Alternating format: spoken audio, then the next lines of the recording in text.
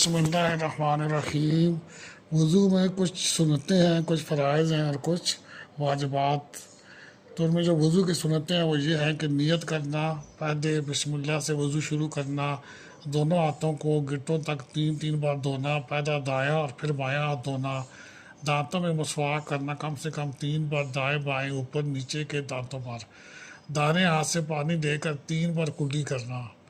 روزہ دار نہ ہو تو غرارہ بھی کرے، دانے ہاتھ سے 3 بار ناک میں پانی چڑھانا، بائیں ہاتھ سے ناک صاف کرنا، داڑھی کا خلال کرنا یعنی انگلیوں کو گدے کی طرف سے داڑھی میں ڈال کر ایسے پھیرنا جیسے کنگھا کرتے ہیں، ہاتھ پاؤں کی انگلیوں کا خلال کرنا، وضو میں دھلنے والے ہر حصے کو 3 بار دھونا، پورے سر کا مسح کرنا، کانوں کا مسح کرنا، ترتیب سے وضو کرنا، داڑھی کے جو بال منہ کے دائرے سے باہر ہیں ان کا مسح کرنا،